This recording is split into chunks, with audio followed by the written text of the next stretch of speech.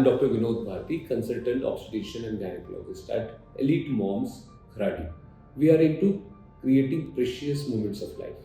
दोस्तों आज हम देखेंगे एक बहुत ही क्रिटिकल केस और एलिट मॉम में वो केस को कैसे मैनेज किया है. Something like creating possibilities in a impossible situation. तो उस दिन मैं रूटीन सोनोग्राफी कर रही थी. दोपहर का वक्त था, ओपीडी चल रही थी और ये पेशेंट का जिनका हम मेंशन कर रहे हैं उनका 2D इकोकार्डियोग्राफी के लिए बेबी की अपॉइंटमेंट था. इसका मतलब बेबी के हार्ट का सोनोग्राफी. तो पेशेंट आए, मैंने उन्हें चेक किया और जब चेक करते करते मैं सर्विक्स की तरफ गई, सर्विक्स एंड यूट्रस का माउथ, उन्हें देखा कि यूट्रस का माउथ कम्प्लीटली ओपन था और जबकि जो वीक्स थे वो जस्ट 20 to 23 वीक्स कुछ चल रहे थे उनके. तो मैं बहुत सरप्राइज़ हो गई क्योंकि पेशेंट को ज़्यादा कुछ सिम्टम्स नहीं थे, पेशेंट को पेन नहीं था. Only symptom she complain was some kind of discharge through her vagina. So ये एक बहुत ही सीरियस सिचुएशन है क्योंकि इस सिचुएशन में कभी भी एबॉर्शन हो सकता है क्योंकि यूट्रस का जो माउथ है वो एक्चुअली खुलना चाहिए एट द टर्म, मतलब जब डिलीवरी का वक्त आता है उसी वक्त वो खुलना चाहिए. बट अगर 6th मंथ में यूट्रस का माउथ खुले तो ये बहुत अच्छा साइन नहीं है. तो मैंने तुरंत ही हमारे गायनेक डिपार्टमेंट में कांटेक्ट किया, उन्हें कॉल किया और उन्हें सिचुएशन के बारे में एक्सप्लेन किया. डॉक्टर विनोद भारती जिनके अंडर ये पेशेंट था उन्होंने इमीडिएटली पेशेंट को सर्कुलाज के लिए पोस्ट किया और उन्होंने उसका सर्कुलाज किया. मैं doctor Sushmita Shankar, gynaec resident at Rising Medical Hospital. उस दिन ओपीडी बहुत बिजी था और पेशेंट रूटीन सोनोग्राफी के लिए आई थी और हमें लगा कि सोनोग्राफी करेगी और फिर उसके बाद रिपोर्ट दिखा के चली जाएगी. तो बट बीच में हमारे फीटल मेडिसिन एक्सपर्ट जो हैं डॉक्टर श्वेता गिरी मैम, उनका हमें कॉल आया कि पेशेंट की प्रेगनेंसी बहुत क्रिटिकल कंडीशन में है क्योंकि उनका थैली का मुंह पूरी तरीके से खुला था और इमरजेंसी प्रोसीजर के लिए लेना पड़ सकता है. तो हमने पेशेंट को एडमिशन के लिए तुरंत एडवाइस किया और पेशेंट को डायरेक्ट इमरजेंसी डिपार्टमेंट से ओटी शिफ्ट किया. मुझे सोनोग्राफी डिपार्टमेंट से फ़ोन आया था, फीटल मेडिसिन कंसल्टेंट है डॉक्टर श्वेता. तो उन्होंने ये पेशेंट के बारे में मुझे बताया. बहुत ही इमरजेंसी सिचुएशन थी वो. इस माहौल में हमें काउंसिल करना था पेशेंट को और पेशेंट के हस्बैंड को, बिकॉज ऐसे क्रिटिकल सिचुएशन में counselling plays very important role. इस पेशेंट को हमें इमरजेंसी सर्कुलाज के लिए ऑपरेट करने के लिए पोस्ट करना है. But before that we have to counsel husband and wife regarding the percussions and prognosis of this pregnancy. Sonography के हिसाब से बच्चेदानी का जो मुंह खुल के गर्भजल का थैली योनि में आ चुका है. अभी ऐसे सिचुएशन में रेस्क्यू सर्कुलाज के सिवा दूसरा कोई मार्ग उपलब्ध नहीं है. रेस्क्यू सर्कुलाज मतलब इट इज़ इमरजेंसी सर्वाइवल सर्कुलाज, उसको ईसीसी कहा जाता है. ईसीसी करने के लिए एक्सपीरियंस टीम का होना बहुत ज़रूरी है और ऐसी सिचुएशन में जब हम प्रोसीजर करते हैं तो प्रोसीजर के साथों साथ दूसरी रिस्क जो होती है, मतलब जैसे कोई भी इंस्ट्रूमेंट निडल ये सब लग के जो गर्भजल का जो थैली है वो फूट सकता है. ये सारी रिस्क हमें हस्बैंड एंड वाइफ दोनों को बताया. बट ऐसे सिचुएशन में हमें दूसरा कोई ऑप्शन ही नहीं था, हमें इमरजेंसी सर्वाइवल सर्कुलाज करना ही था. इस प्रोसीजर में हमें बहुत नाजुक तरीके से गर्भजल का जो थैली है वो अंदर पुश करना होता है एंड जो वहाँ पे जो अवेलेबल सर्विक्स होगा या सर्वाइवल टिश्यू होगा उसको हमें स्टिच डालना होता है. ये प्रोसीजर तो वैसे शॉर्ट है बट बहुत नाजुक तरीके से बहुत प्रिकॉशन लेके ये प्रोसीजर करना होता है. इसमें ऑल और नन लॉ का फिनोमेनन हो जाता है. अगर मान लो प्रोसीजर हो गई तो शायद हमें पॉसिबिलिटी है कि प्रेगनेंसी कंटिन्यू कर सकते हैं, लेकिन प्रोसीजर के दरम्यान भी अगर थैली फूट गई तो फिर इमीडिएटली अबॉर्शन का रिस्क होता है. तो ऐसे सिचुएशन में ये काउंसलिंग करके ये पेशेंट को हमें प्रोसीजर के लिए लेना था. Hello everyone, I am Dr. Anand Dhole, consultant anesthesiologist at Rising Medicare Hospital. Actually मेरी ड्यूटी खत्म हो चुकी थी. मुझे गायनेक डिपार्टमेंट से कॉल आया कि एक पेशेंट है जिसको इमरजेंसी में सर्वाइकल स्टिच लगवाने थे. पेशेंट को एबॉर्शन का चांसेस ज़्यादा था ऐसे कंडीशन में. यूजुअली सर्वाइकल स्टिच लगवाना एक नॉर्मल प्रोसीजर होती है जो 10-15 मिनट्स में ख़त्म हो जाती है। बट इस कंडीशन में क्योंकि पेशेंट बैठ नहीं सकता था और अबॉर्ट होने का चांसेस ज़्यादा था, तो इसमें प्लान ऑफ एनेस्थीसिया चूज़ करना एक काफ़ी वाइसफुल डिसीजन था। क्योंकि इस पेशेंट में जनरल एनेस्थीसिया देने के बाद बेबी पुश अवे होने का चांसेस बढ़ जाता है, बेबी अबॉर्ट हो सकता है। तो हमने फिर इस पेशेंट में लैटरल पोजीशन में सैडल ब्लॉक देने का चूज़ किया और हमने एनेस्थीसिया दिया उसमें, तो प्रोसीजर स्मूथली हो गया। I am Dr. Shraddha Pandey, postgraduate student at Rising Medical Hospital. During our tenure, we got the opportunity to see such critical case and management of such case at Rising Medical Hospital.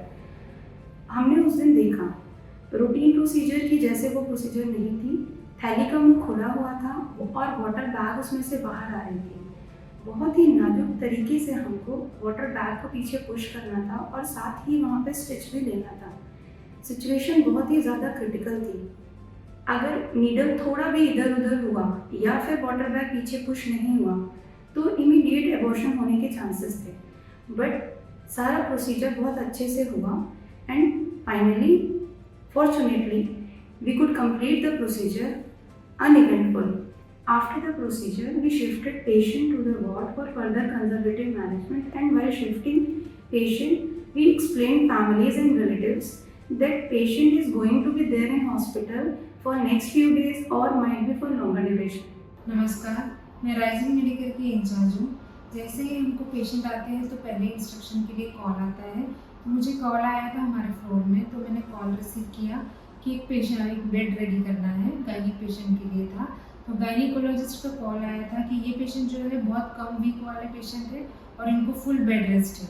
इस हिसाब से मैंने हमारे nursing staff को instruction दिया था कि कम week वाला पेशेंट है तो उस हिसाब से बेड अरेंजमेंट कीजिए।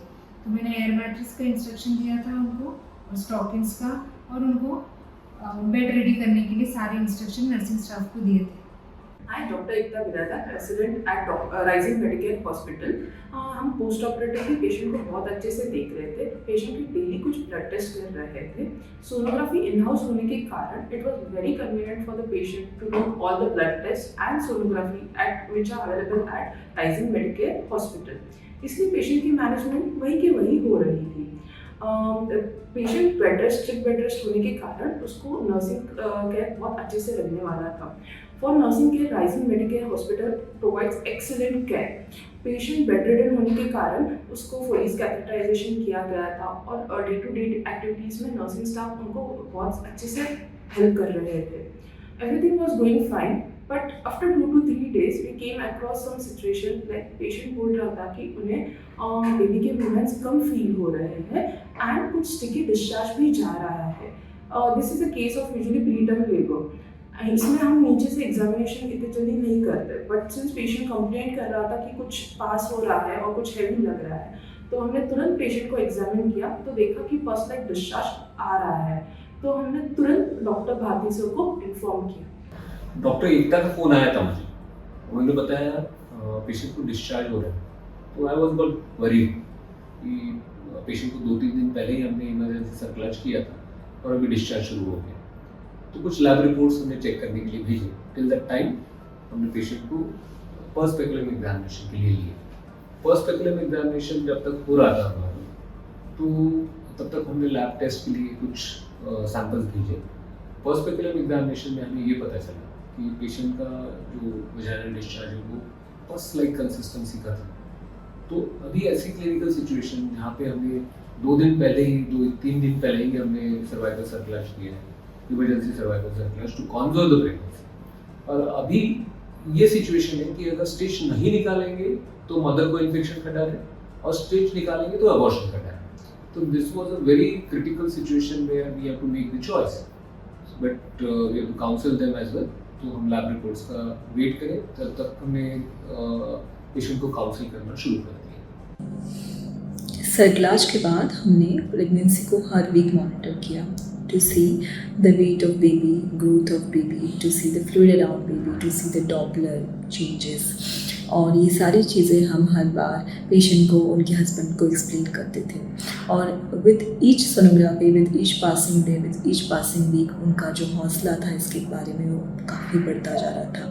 जबकि मैं ये कहना चाहूँगी कि इनिशियली हम खुद इस प्रेगनेंसी के बारे में काफ़ी होपफुल नहीं थे, क्योंकि ये सारी चीज़ें बहुत अर्ली हुई थी और ये कहाँ तक कंटिन्यू हो पाएगा ये हमें थोड़ा सा डाउटफुल लग रहा था।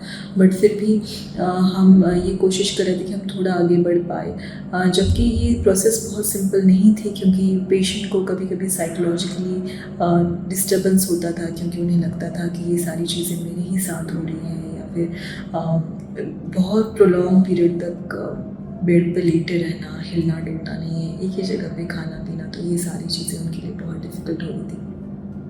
बट हर बार जब हम उनसे मिलते थे हम उनसे यही कहते थे कि थोड़ा सा अगर हम आगे बढ़ पाए, थोड़ा सा अगर हम प्रेगनेंसी को कंटिन्यू कर पाए, तो उसके साथ ही प्रेगनेंसी का आउटकम बहुत अच्छा होगा, आपका हेल्दी बेबी आपको मिलेगा। तो ये सारी चीज़ें हम करने की कोशिश कर रहे थे। और मुझे ऐसा लगता है कि इन सच अ केस जब हम जानते हैं, जब हम देख सकते हैं कि बेबी अच्छी तरह से ग्रो हो रहा है, बेबी हेल्दी है, और सिर्फ क्योंकि सर्विक्स ओपन है इसलिए ये कुछ दूसरी चीज़ हो जाए, तो ये हमें अच्छा नहीं लग रहा था। तो हम यही कोशिश कर रहे थे कि प्रेगनेंसी कंटिन्यू हो और उसी के अकॉर्डिंग हमारा जो ट्रीटमेंट का फोकस था वो था। और जब ये पेशेंट एडमिट हुआ तो हमें बहुत बुरा लग रहा था, क्योंकि उनकी पहले बहुत कम हफ्तों की प्रेगनेंसी थी और हमें उनकी कैसे भी करके प्रेगनेंसी आगे बढ़ानी थी। सो इस तरह से हमारी टीम ने एफर्ट लिया।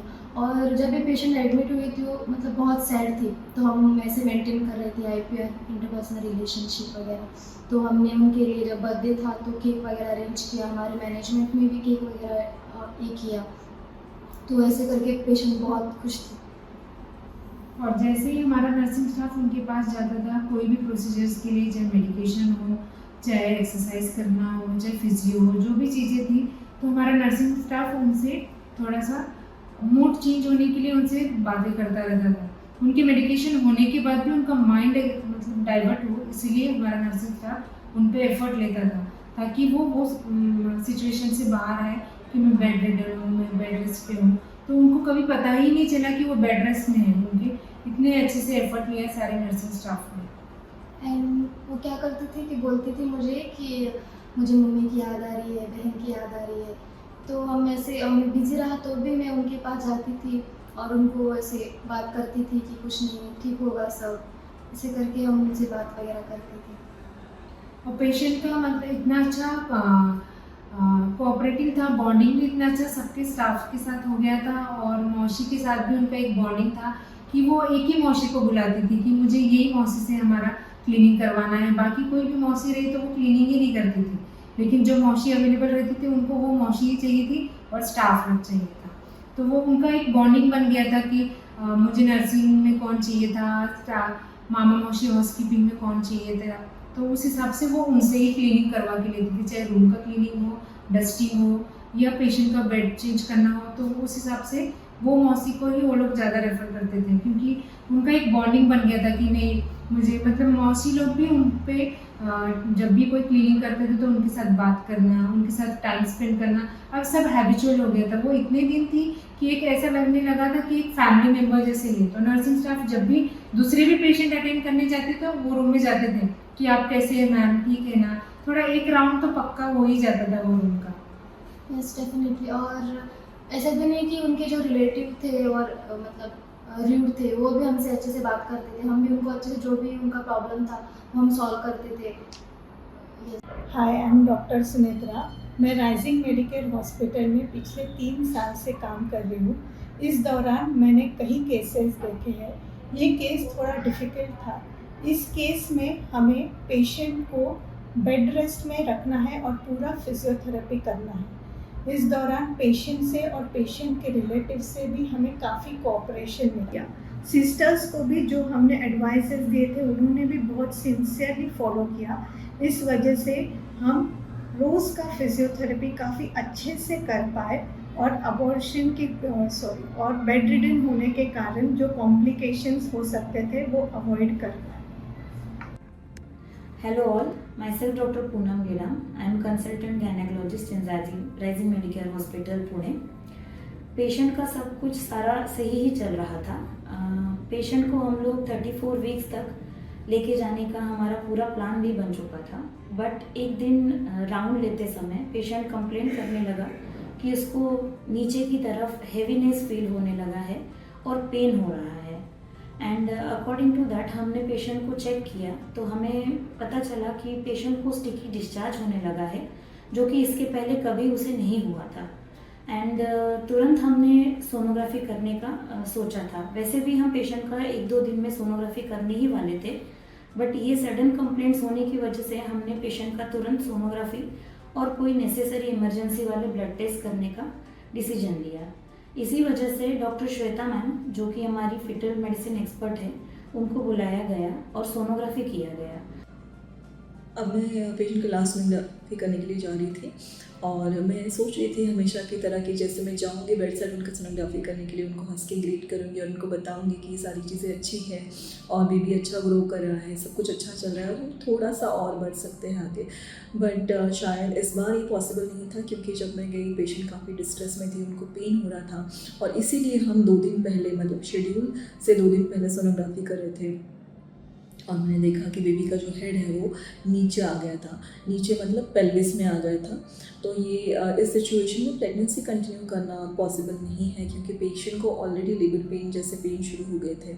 तो हमने पेशेंट को ये सारी चीज़ें बताई, एक्सप्लेन की। जबकि मैं ये कहना चाहती हूँ कि हमने इस प्रेगनेंसी को काफ़ी अच्छे से पुल ऑन किया, क्योंकि ये प्रेगनेंसी 8 वीक्स तक लगभग हम आगे लेके आ सके। और बेबी का जो वेट है ये 500 ग्राम से 1500 ग्राम तक बढ़ाने में काफ़ी हद तक सक्सेसफुल रहे। But at the same time, क्योंकि ये बहुत थोड़ा जल्दी हो रहा था, अराउंड 29 वीक्स का जेस्टेशन पीरियड था, तो थोड़ा ये अर्ली ही है वैसे, बट फिर भी हम होपफुल थे, क्योंकि इतनी सारी चीज़ें अच्छी हो रही हैं। तो हम यही सोच रहे थे कि इसके बाद में भी सब कुछ अच्छा होगा, इसके बाद में भी टचवुड बेबी और मदर अच्छे ही रहेंगे और उनके साथ सब अच्छा ही होगा। यही सोच के हम काम कर रहे थे और अकॉर्डिंगली हम हमारे टीम वर्क को एक्सरसाइज कर रहे थे। उस दिन मेरी ओपीडी जस्ट कंप्लीट ही कर रहा था, तो मेरी टीम ने मुझे इन्फॉर्म किया जो पेशेंट अभी हम एडमिट किए हैं और प्रीटर्म लेबर के लिए ट्रीटमेंट चल रहा है, उस पेशेंट को पेट में दर्द हो रहा है। तो उन्होंने टाइमली कुछ रिपोर्ट्स भी करवाने के लिए भेज दिए, like because the training what they got and the team is so aligned with the protocols. तो according to the symptoms and signs उन्होंने कुछ लैब टेस्ट भी भेजे। डॉक्टर श्वेता जो फीटल मेडिसिन कंसल्टेंट है, उनसे उन्होंने सोनोग्राफी भी करवा लिया and she inform me that baby has come down. तो तुरंत मैं पेशेंट के रूम में गया और वहाँ पे हमने एग्जामिनेशन की एंड वी हैव डिसाइडेड कि ये अभी बहुत हाई टाइम हो गया, अभी हमें प्रेगनेंसी कंजर्व नहीं कर सकते इसके आगे और हमें बेबी डिलीवर करना है। So like the time has come for the new beginning. So we took the decision for emergency C-section. We were attending our OPDs that day and we got a message from the obstetric department to discuss a case which had been admitted for around 2 months in our hospital. So we got into the discussion and we came to know about the criticality of the case. And as the mother had been immobile for quite a long time. However, she had sustained the pregnancy up to the point of conception. And however, we came to know it would be still preterm delivery. As we have a tertiary care center in our tertiary care center in this hospital. We run a good NICU with advanced ventilation and all the necessary TPN and surfactant facilities. So we were ready to deliver this baby.